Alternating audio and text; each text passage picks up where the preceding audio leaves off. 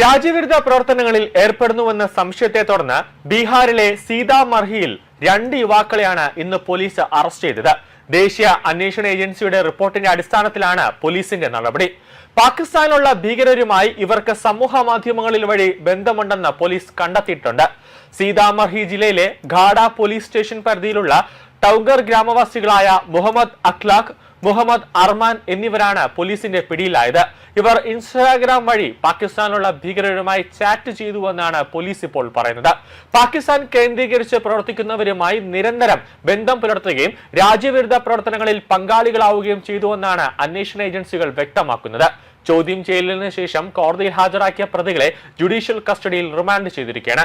സമൂഹ മാധ്യമങ്ങളോടെ സമൂഹത്തിൽ അശാന്തി പടർത്താനും രാജ്യവിരുദ്ധ പ്രവർത്തനങ്ങൾക്ക് ഇവർക്ക് നിർദ്ദേശം ലഭിച്ചിരുന്നതായും പ്രാഥമിക അന്വേഷണത്തിൽ വ്യക്തമായിട്ടുണ്ട്. ഇൻസ്റ്റാഗ്രാം, വാട്സ്ആപ്പ് തുടങ്ങിയ പ്ലാറ്റ്ഫോമുകൾ വഴി പാകിസ്ഥാനിലുള്ള റാണ അസൻ എന്ന ഭീകരരുമായാണ് ഇവർ ആശയവിനിമയം നടത്തിയത്. പ്രതികളുടെ മൊബൈൽ ഫോണുകളുടെയും സാങ്കേതിക പരിശോധനയിൽ പാകിസ്ഥാനിൽ നിന്നുള്ള ഫോൺ നമ്പറുകളും ചാറ്റുകളും മറ്റ് ഡിജിറ്റൽ തെളിവുകളും കണ്ടെത്തിയതായി പോലീസ് പറയുന്നുണ്ട്. വർഗീയ സംഘർഷങ്ങൾ സൃഷ്ടിക്കാനും ആൾക്കൂട്ട കൊലപാതകങ്ങൾ പ്രോത്സാഹിപ്പിക്കാനും ഇവർക്ക് നിർദ്ദേശം ലഭിച്ചിരുന്നു. ഇതിനായി ഓൺലൈൻ വഴി നിരന്തരം പരിശീലനവും മാർഗനിർദ്ദേശങ്ങളും ലഭിച്ചിരുന്നതായും അന്വേഷണത്തിൽ കണ്ടെത്തിയിട്ടുണ്ട്.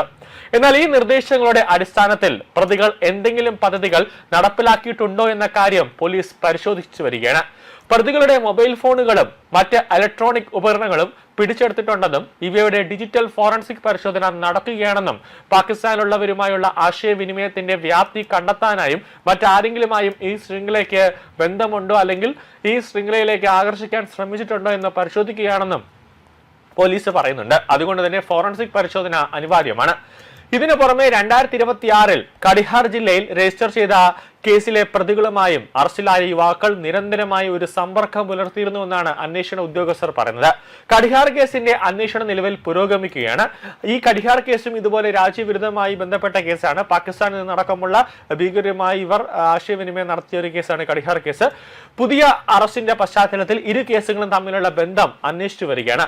സമൂഹ മാധ്യമങ്ങൾ വഴി യുവാക്കളെ തീവ്രവാദത്തിലേക്കും രാജ്യവിരുദ്ധ പ്രവർത്തനങ്ങളിലേക്കും ആകർഷിക്കുന്നത് ഏതെങ്കിലും സംഘടിത ശൃംഖലയാണോ എന്ന് അന്വേഷണ ഏജൻസികൾ പരിശോധിക്കുകയാണ്.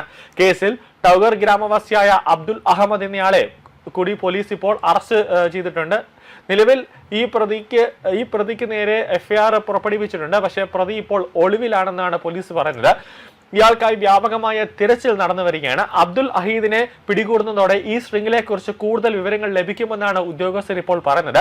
സംഭവത്തിന്റെ ഗൗരവം കണക്കിലെടുത്ത പ്രാദേശിക പോലീസിനൊപ്പം മറ്റ് സുരക്ഷാ ഏജൻസികളും അന്വേഷണം ഊർജിതമാക്കിയിട്ടുണ്ട്. അന്വേഷണം പൂർത്തിയാകുന്നതോടെ മാത്രമേ ഇവരുടെ ലക്ഷ്യങ്ങളെക്കുറിച്ച് കൂടുതൽ വ്യക്തത വരികയുള്ളൂ എന്നാണ് പോലീസ് ഉദ്യോഗസ്ഥർ പറയുന്നത്.